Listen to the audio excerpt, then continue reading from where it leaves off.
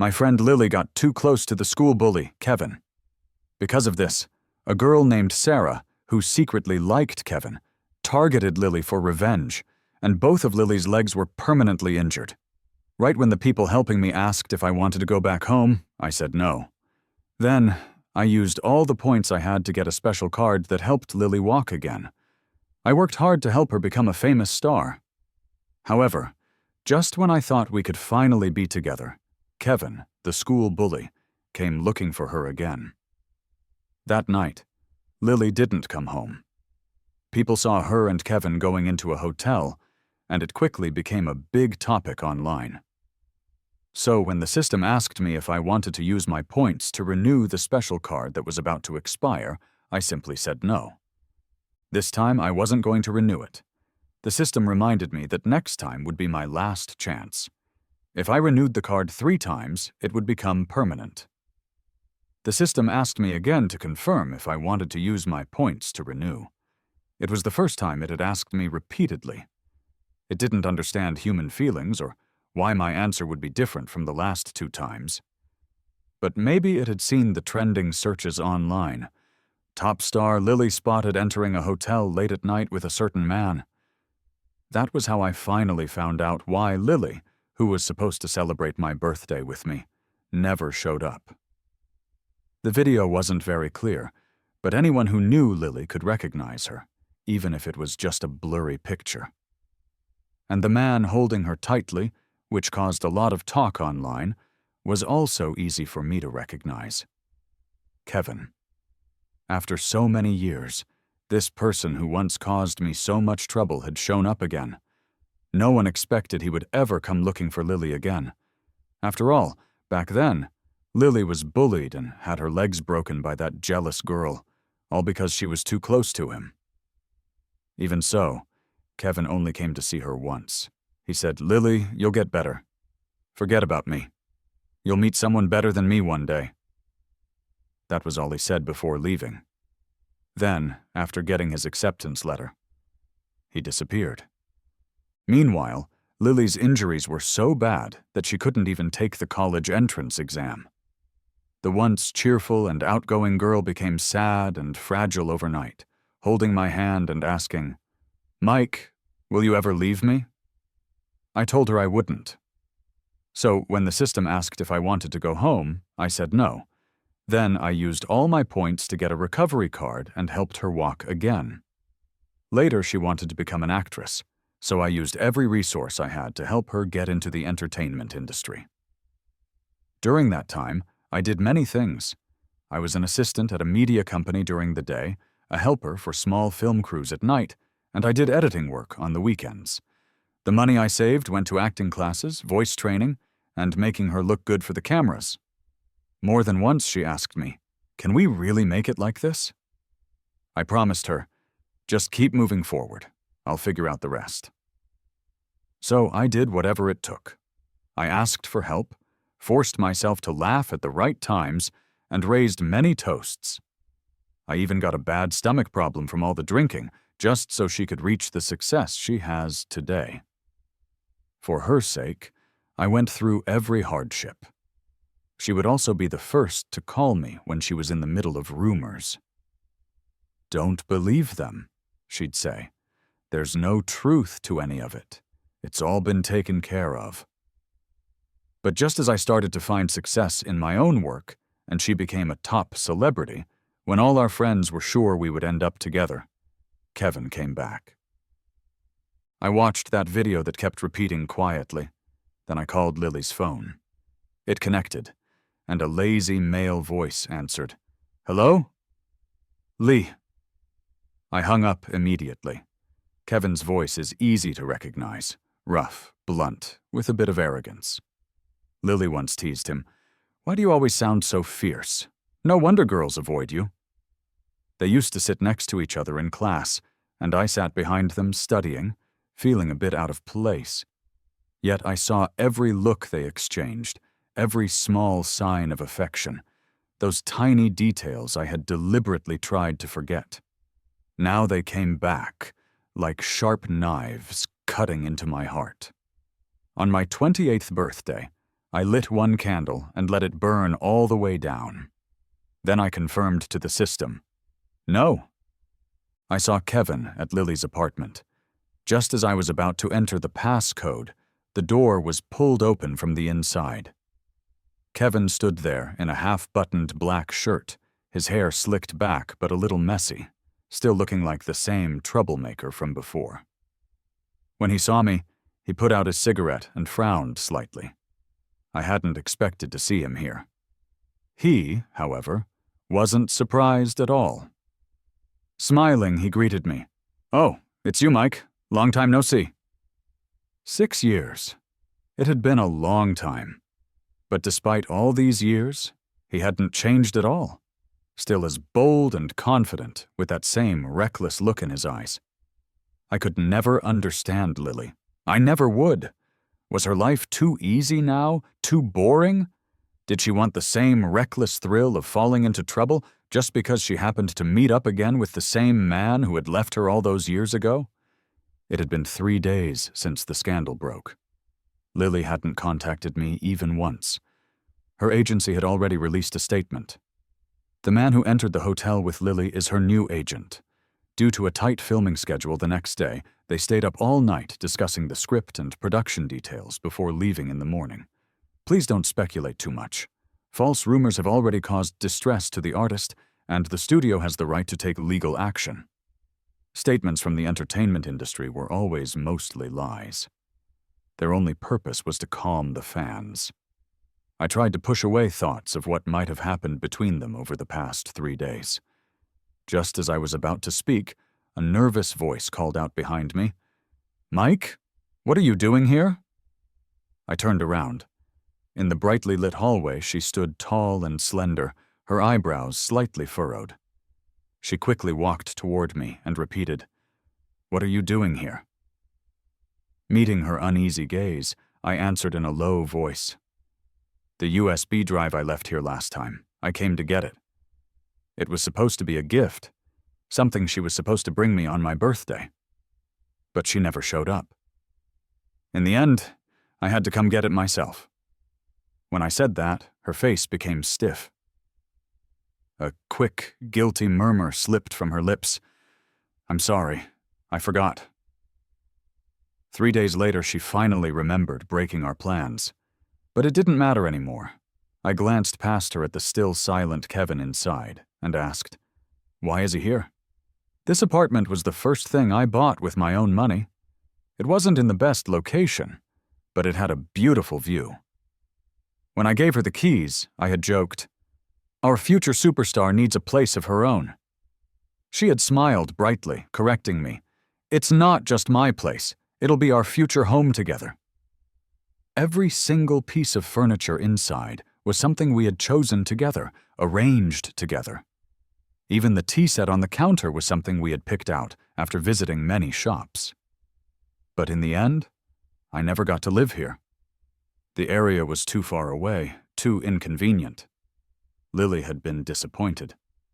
I had stood by the window, watching the leaves sway, and reassured her with a smile, "Then I guess we'll just have to save it for when we retire."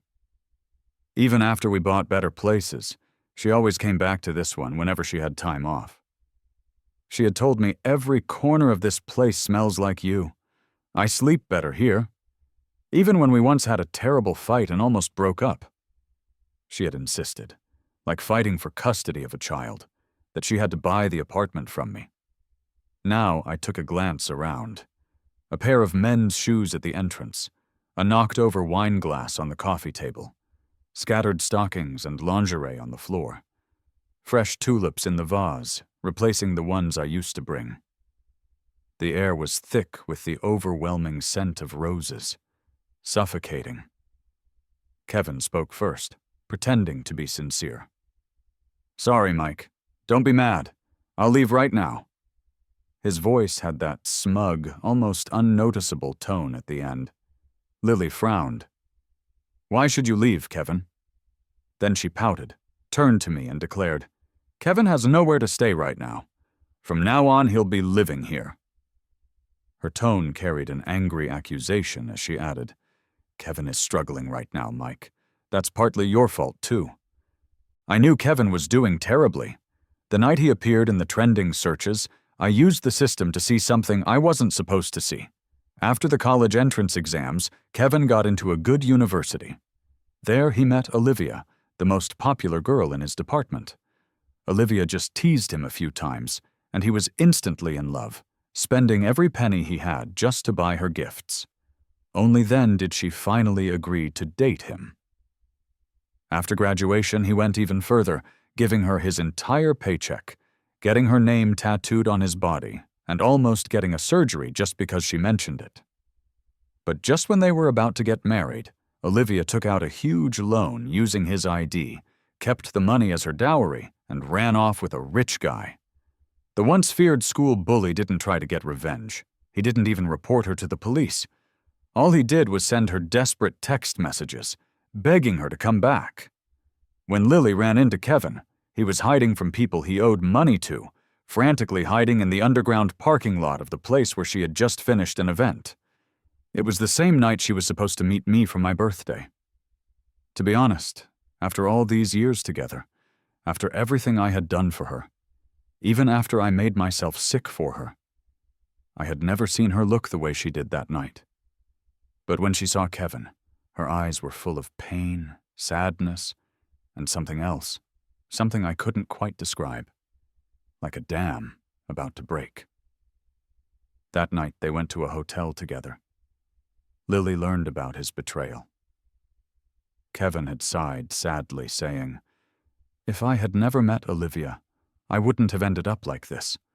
If I had never gotten into that university, I never would have met her." Then he added, If Mike hadn't helped me study, I wouldn't have gotten into that school in the first place." Right. This was my fault. I never should have felt sorry for him when I realized that his cocky attitude was just hiding his pain.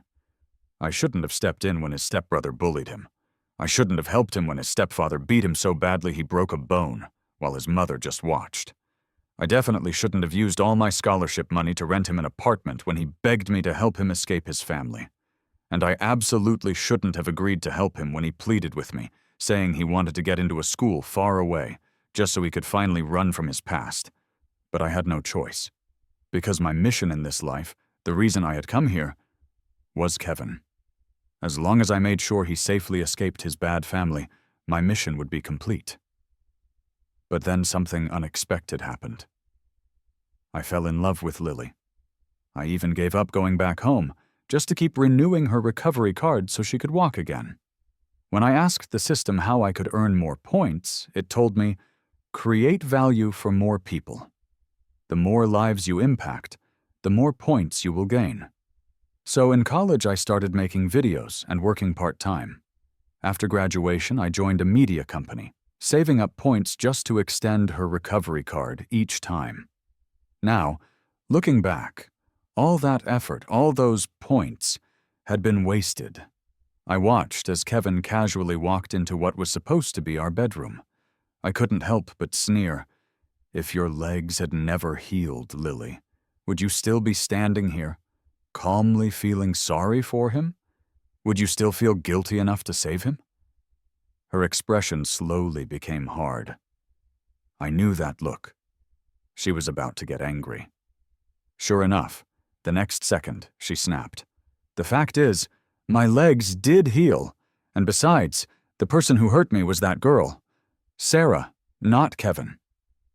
Can't you be a little more understanding? That was all in the past. Do you really have to be so cold and heartless? Kevin was our classmate. Are we supposed to just ignore him because of some small thing that happened a long time ago? She called it small. I repeated the word silently in my head. At that moment, the system sent me a notification. Friendly reminder, the recovery card has expired. Patient's condition will soon revert to its original state. The recovery card had never healed her completely in just one night. And now, just the same, the effects wouldn't disappear instantly. It would take time for her body to go back to how it was. Our conversation ended badly. Before I left, Lily scoffed and reminded me, Mike, you should understand, this is my decision. You have no right to interfere. She wasn't wrong. Because of her career, we had never officially been together. Just like back then, when my being her childhood friend wasn't enough to stop her from running toward Kevin without even thinking. I walked down the stairs, step by step. For some reason, I suddenly remembered that night in our second year of high school when the power went out during evening study. Lily had almost tripped on the stairs, but I caught her wrist just in time. Startled, she gasped, "That scared me to death." I had reassured her, joking, "What's there to be scared of? I'd never let you fall." But then, almost without thinking, she murmured, "Kevin has trouble seeing at night. I wonder if he's okay." In that pitch-black darkness, I had held her steady, and she had been worrying about someone else. Now she was standing tall again, saying, "Kevin is struggling. I can't just ignore him." The feeling of history repeating itself was bitter. We were adults now. There was no need to explain things. Memories mixed with the present. I had to admit it. Whatever connection once tied me to Lily had already been broken a long time ago. Even now, I could still remember that day during rehearsal. When I came to pick her up, she had run toward me, smiling as the wind blew her hair. Her dress fluttered wildly, much like my heart. But looking back now, I realized that feeling had faded away a long time ago. We didn't see each other again after that. Even before this, after she became famous, we barely had time to meet. Her schedule was packed, and I was busy with my own work. The few times we did see each other, she would always smile and say, "Mike, why don't you be my personal assistant? That way we can see each other every day."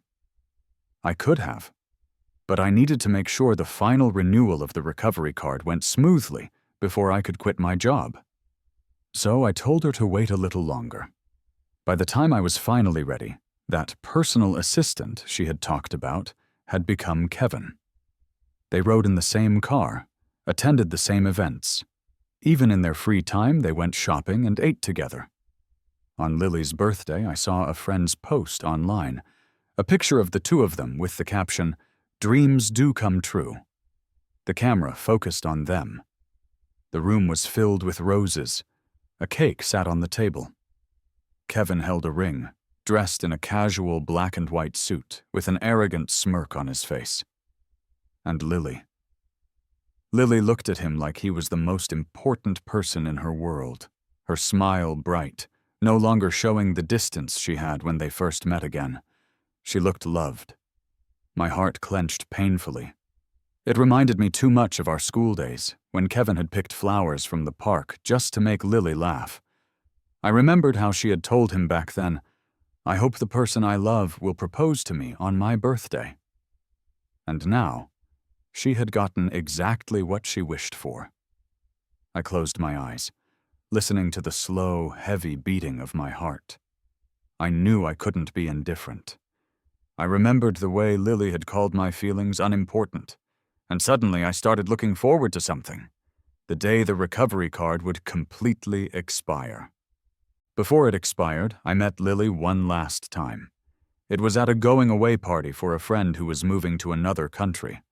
Kevin was there too. The two of them stood side by side, clearly the center of attention at the party.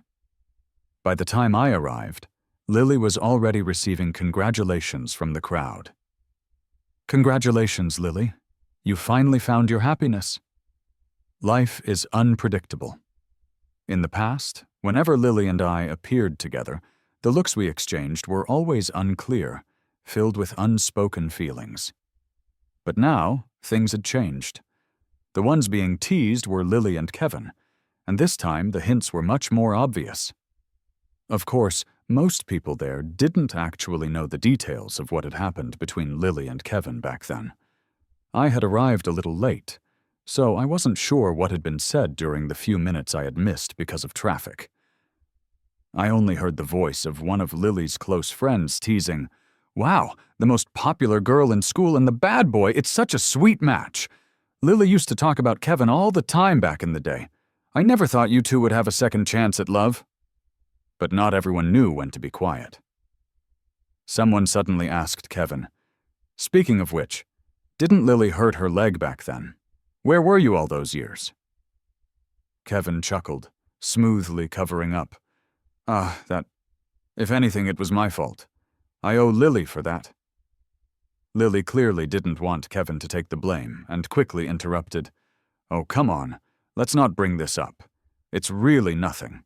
I'm standing here just fine now, aren't I? It was just a small injury, no big deal." Just then, someone saw me entering the room. Always eager to cause drama, they grinned and called out, "Still, a small injury is still an injury. I heard that Mike stayed with you throughout your whole recovery. Honestly, you two grew up together and went through so much. I always thought you'd end up together." Kevin abruptly looked at me, his brow furrowing slightly. Lily rolled her eyes at me, her tone distant as she said, "Going through hardships together? That's an exaggeration. The one who healed my leg was the doctor, not Mike. To be honest, whether he was there or not, it didn't really matter. As for childhood friends, we grew up in the same orphanage.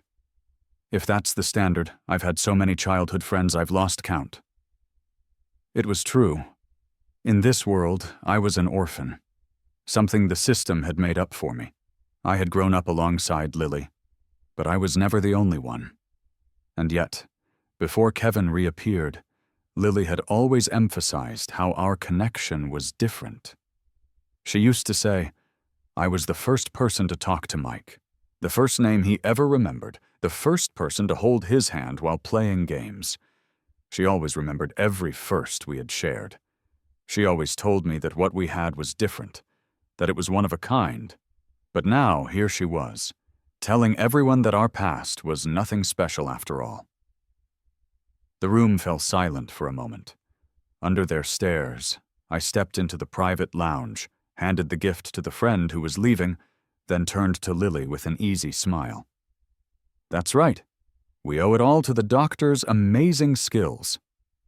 I thought to myself, yes, all thanks to the doctor's expertise.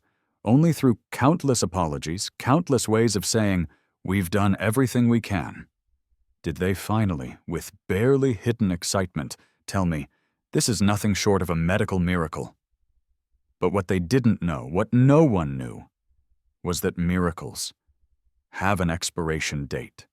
As the party was ending, I ran into Kevin in the restroom.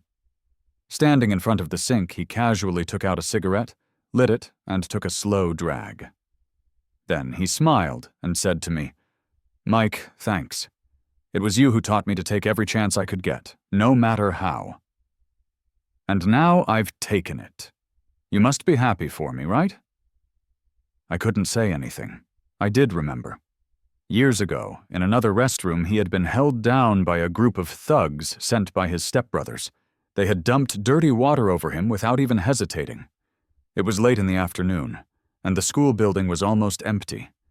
I had been walking down the quiet hallway when I heard the noise, and without thinking, ran inside. I had been alone too, yet I still grabbed a stick and fought them off, pulling Kevin out of that mess.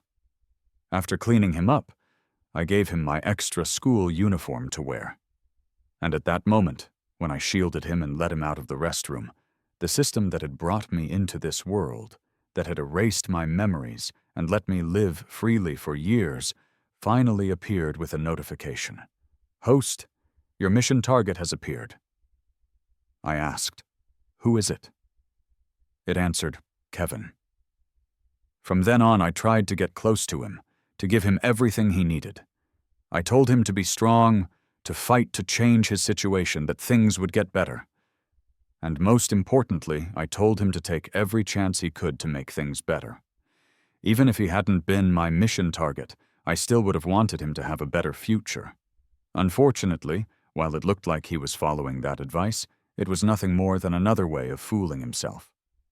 There are two kinds of people who do wrong things.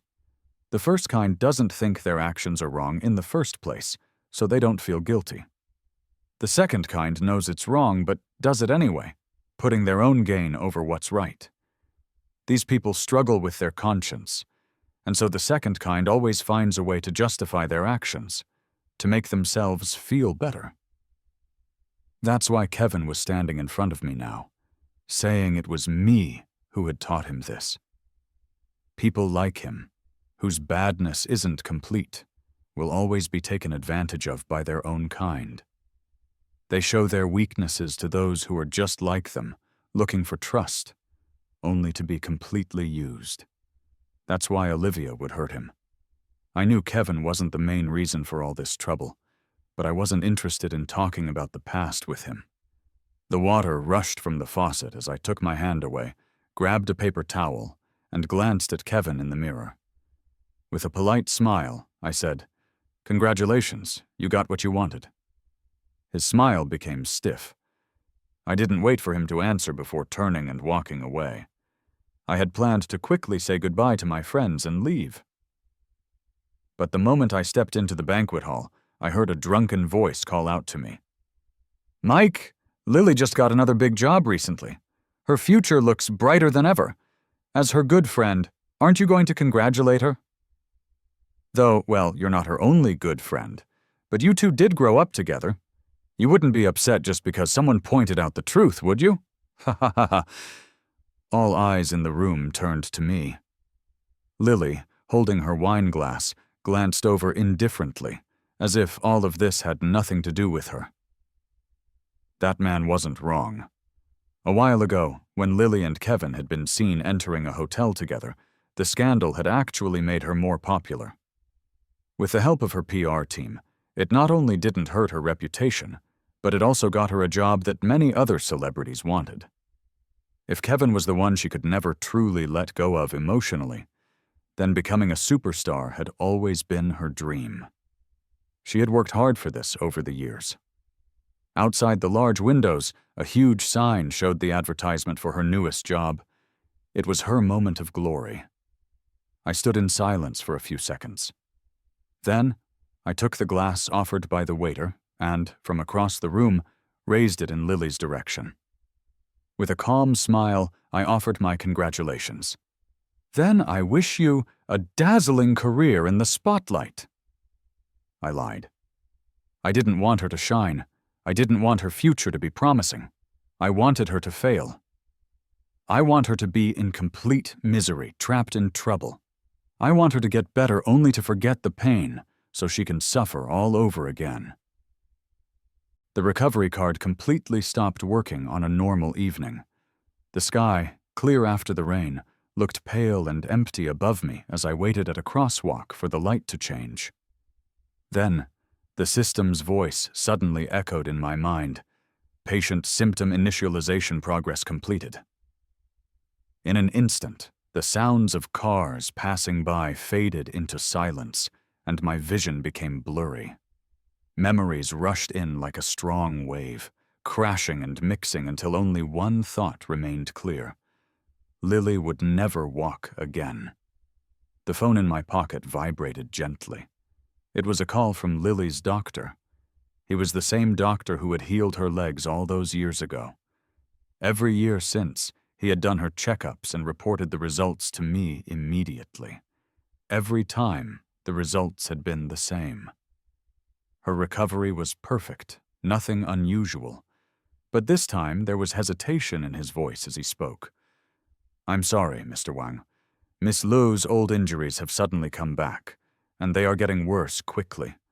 We haven't found the cause yet, but don't worry. We are contacting specialists overseas." I cut him off. "You don't need to tell me about Lily's condition anymore." The other end of the line went silent for a moment. Then, after a short pause, he hesitated. "But you specifically asked me before." He was about to remind me that I had once insisted every single time Lily had a checkup, I was to be told immediately. Remind me that no one had cared more about her recovery than I had. I held the phone quietly. I never heard the rest of his sentence. After a short silence, he simply said, "Understood." He must have been standing near the hospital room when we spoke, because just before the call ended, I heard the sound of glass breaking. and a nurse's careful voice trying to calm someone. "Miss Liu, please, calm down." I thought, Lily probably understood her condition better than the doctor ever could. But even worse than her legs was her dream. The entertainment industry moves fast. To the business people in charge, a star who can no longer stand is worthless. The first to leave her was her company. With each day that passed, her roles, endorsements, and sponsorships were quickly taken by others, without hesitation. What was left were only huge penalties for breaking contracts and a flood of scandals, both real and made up. As new talents were promoted to take her place, as gossip websites took the last bit of attention from her name, Lily Liu faded away. The last time I heard her name from a stranger was on a public bus. Two young girls were chatting behind me about a new actress. One of them said, "Wow, the entertainment industry replaces stars so fast. She really looks like Lily." The other scoffed, "Ugh, don't even say that. What bad luck. Our new star is a real leading lady, not some pathetic girl who broke her legs over a man, missed her college entrance exams, and then made the same mistake all over again." I turned my head slightly, looking out the window at the huge sign on the building across the street. And suddenly I remembered. Not long after Lily had started in the industry, we had passed by here together. She had pointed at the advertisement on the sign, her eyes full of hope as she asked me, "Mike, do you think one day my picture will be up there?" I had smiled, ruffling her hair as I replied, "Of course it will." And in the end, it did. She had become a famous actress, walking her path to success without any problems. But now, new faces had replaced the old. The sign that once had her picture had long been taken down and thrown away. Lily's time was over. When I decided to let go of Lily, I had imagined this moment many times, her legs giving out again, her world falling apart. I pictured myself rushing to her side, feeling triumphant and cruel, looking down at her and saying, "Well, Lily, still think it's no big deal?" But now that the day had truly come, I felt nothing. No excitement, no satisfaction. In fact, if the person in charge of the orphanage hadn't contacted me, I probably wouldn't have gone to the hospital at all. Gone were the days when just thinking about seeing her filled me with anticipation. Before that, I had already received many messages from our friends. All of them said the same thing. "Mike, something happened to Lily. Come to the hospital now. When are you going to see Lily? Her leg injury has come back. You grew up together. Are you really going to leave her? Do you even know how bad Lily is right now?" Of course, I knew. I could picture it clearly. Her legs ruined, her tears flowing as she completely broke down. And even Kevin's choice was the same as before. The system told me he had left Lily again. At first, when her condition got worse, Kevin acted like he was responsible, making promises to her. "Lily, don't worry. You'll get better. I'll stay with you this time. I wasn't there for you before, but I won't make the same mistake again." But as each doctor's report came back worse than the last, and as Lily became more and more depressed, Kevin started to get worried and annoyed. His promises turned into weak excuses. "The doctors are still talking about treatment options. Just hang in there." "I'm not a doctor. What's the point of me staying here?"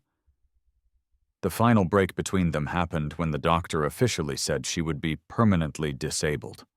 Almost immediately, her agency ended their contract with her. Brands started canceling their deals, and scandals, both real and made up, filled the media. At the same time, the woman who had once left Kevin, his ex-girlfriend, suddenly showed up again. Tears in her eyes, her voice shaking, she begged him for forgiveness. Kevin no longer bothered to hide how disgusted he was with Lily.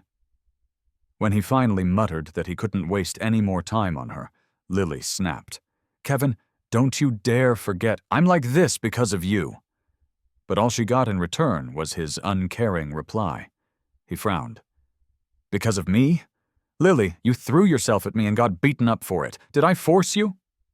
And besides, she is she. I am me. What does any of this have to do with me? That was the breaking point. Lily threw a glass at the floor, screaming at him to get out. Kevin didn't hesitate. He grabbed his coat and ran out, straight into the arms of the woman who had left him before. The system stopped showing me what happened next.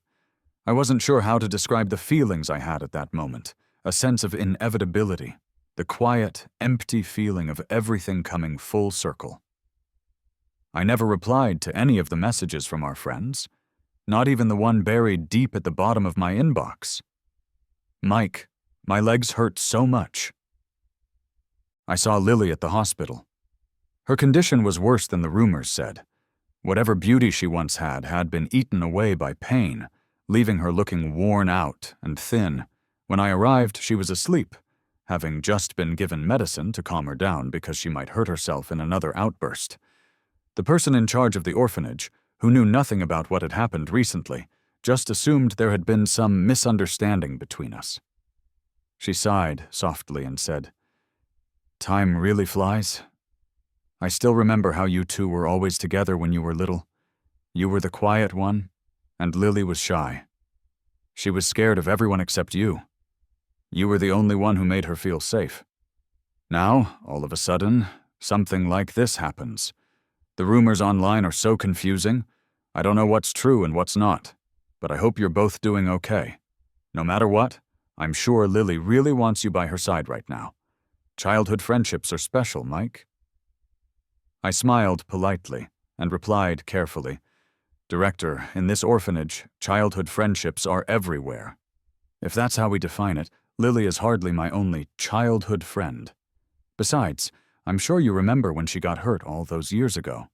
The news going around now isn't really that different, and in any case, I have my own life too. One day I might meet someone I truly care for. I can't just stay by her side forever for the sake of some small childhood connection."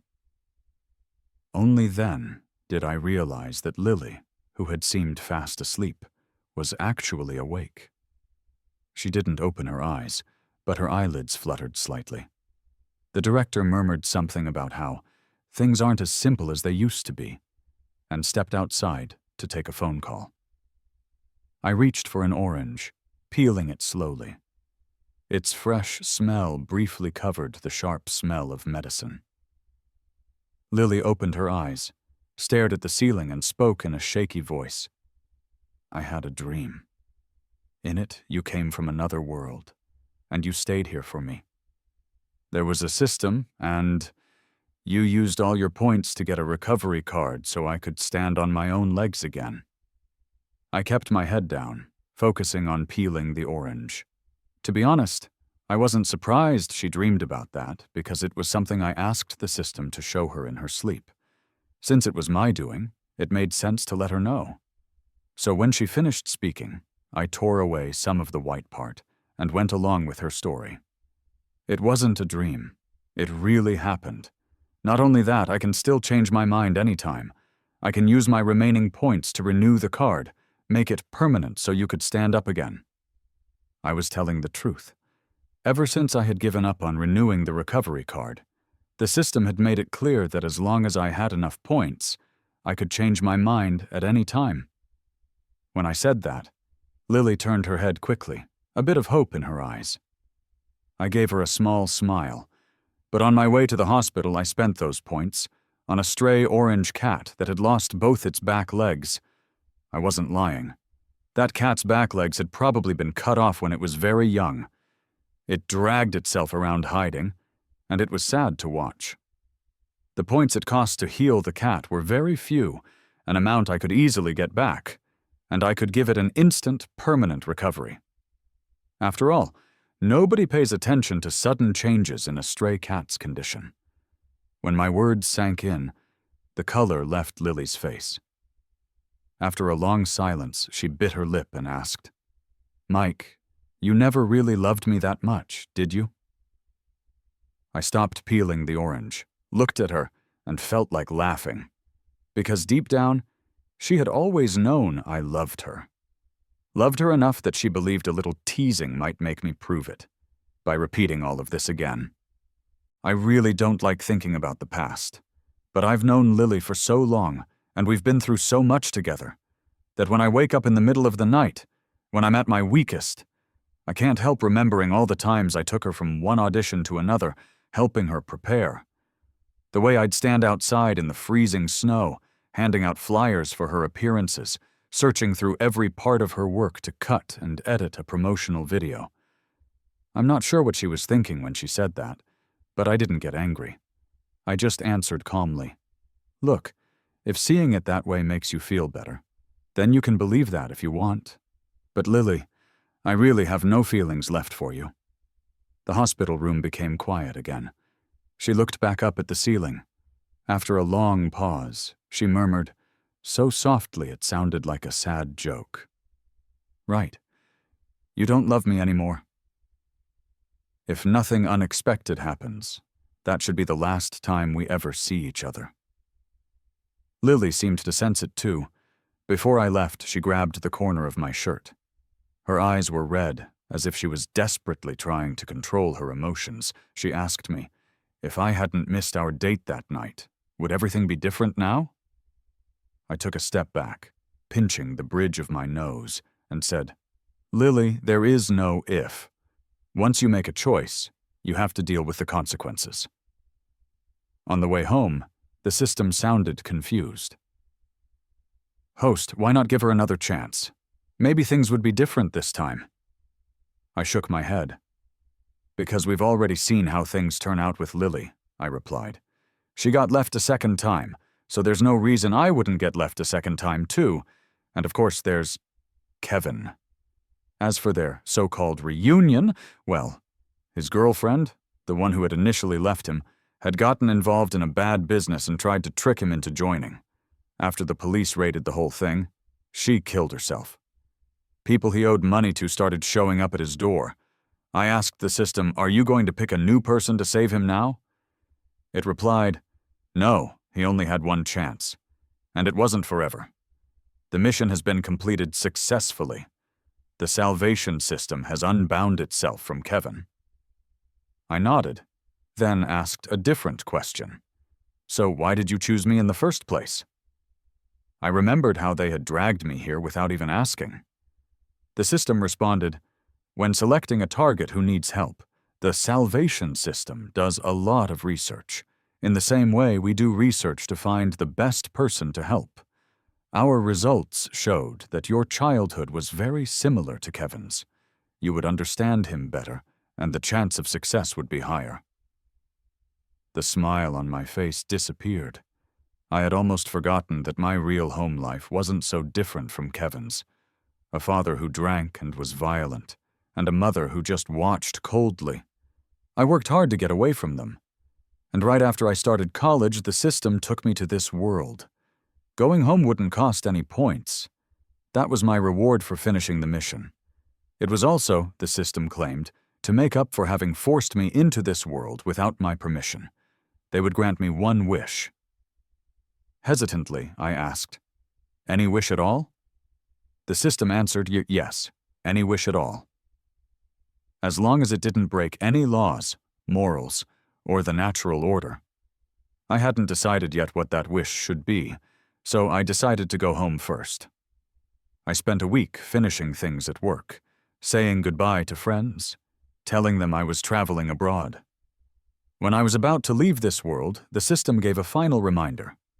The salvation system is about to unbind from the host. Please rate our service. I said, and replied, next time, remember to ask the person you want to help for their permission. Don't act like a kidnapper, taking people away by force. The system went quiet for a few seconds, then responded, thank you for your feedback on the salvation system. Headquarters will immediately make changes. Finally, as I started to lose consciousness, I heard a soft beep, and the system spoke one last time, unbinding complete. Host, goodbye. I woke up in my bed in the dorm. The ceiling fan spun slowly overhead, its steady hum mixing with the sound of crickets outside. The air smelled familiar, of laundry detergent, old books, and a hint of instant coffee. The system had changed the way time worked between worlds. The 20 years I had spent in that other world had been like a 20-minute afternoon nap here. Life became busier after that. Sometimes, late at night, when the world was completely quiet, I would suddenly remember that journey to another life. It felt distant, as if it had all been just a dream. Memories that once seemed impossible to forget gradually disappeared under the flow of time. The only thing that stayed, the one thought that never quite faded, was the wish the system had promised me. For a long time, I wondered how I was supposed to contact it after it left. How was I supposed to tell it what I wanted? Luckily, I had never really figured out what I truly wished for.